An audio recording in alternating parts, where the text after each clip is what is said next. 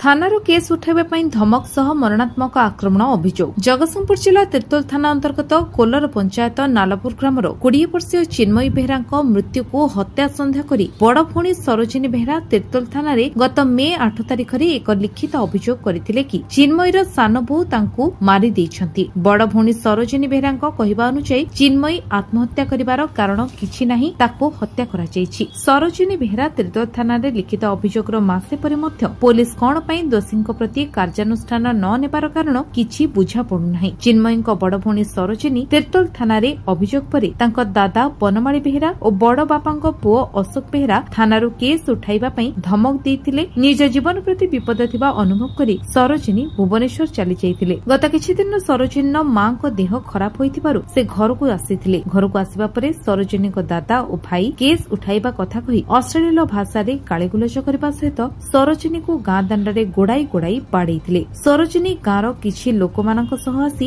तिर्तोल थाना आउ एक लिखित अभियोग करछंती। तिर्तोल थाना पक्षरु कोन पदक्षेप निया जाउची और वास्तव में सरोजिनी निज भौणीर मृत्युर रहस्य लोकलोचन को आनी पारुछि कि नहीं देखिबा को बाकी रहिला।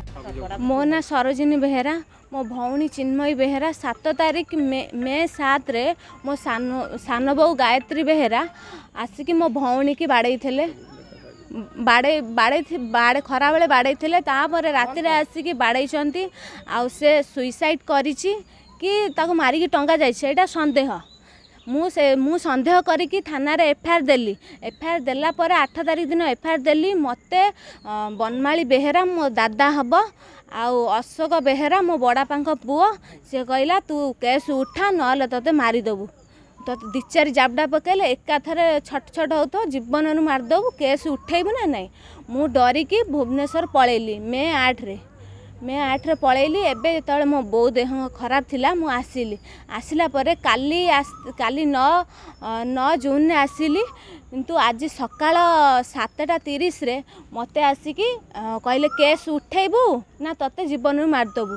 मते एडी देखंतु रांपी देइछंती, एंती हाथ धरिकी रांपीछंती। इठी एगुड़ा सब माने गोईठा पकईछंती, मारिछंती। मु तांको छड़ेकी दौड़िकी पळै आसिली। गाँ सारा बुली मते बाडौछंती। गाँ लोक समस्त देखिछंती। वर्तमान चाहूँ मते न्याय मिलू। आ गोटे 26 वर्षर झुओ को तांकर एते साहस, मो बापा मांकर मुंड खराब, से माने किछि माने गार्डियन एब्सेंट रे से माने गोडे गोडे बाडौछन। मते जान दोषी दंड थला 8 मास रे से केस करथारु ताकू धमचम देथिले। से केस उठेबे कहथिले। ये केस न उठे ताकू हडू काल रात रे भुवनेश्वर रात रे आस्तिला घर को ता मां को देखिया पे। तो से खबर पाई कि ताकू गाली खराब गाली लज कले।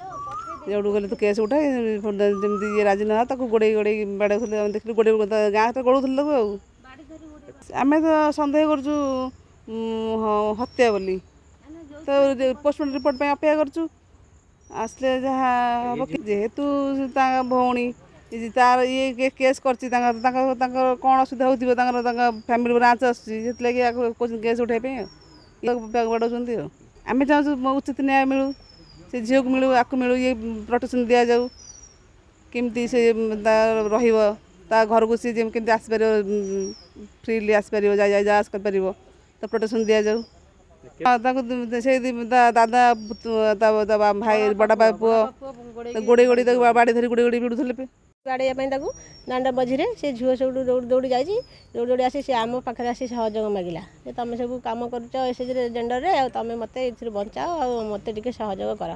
तार मु पंचायत को फोन कली। आम एमबीके दीदी सीआरपी आम जो जेंडर अच्छा जो प्रेरणा दीदी समस्त को जनाला। से कहले जे तुम सहयोग कर। आमर ये पंचायत हूँ मीटिंग बसवा सी आम पंचायत तरफ आम ग्रुप तरफ चाकरी पाई जो ये अटैक कर से वाचमैन अच्छा गर्ल्स हाई स्कूल में तेनाली चाकरीटा पाई जेहेतु से आमर ग्रुप तरफ चाकरी पाई सरकारी सहयोग पाँच दरमा पाँच तेणु पक्षे कमटा शोभनीय है ना केमी से चाकरी पाइबे सरकारी पैसा उपभोग करेंगे।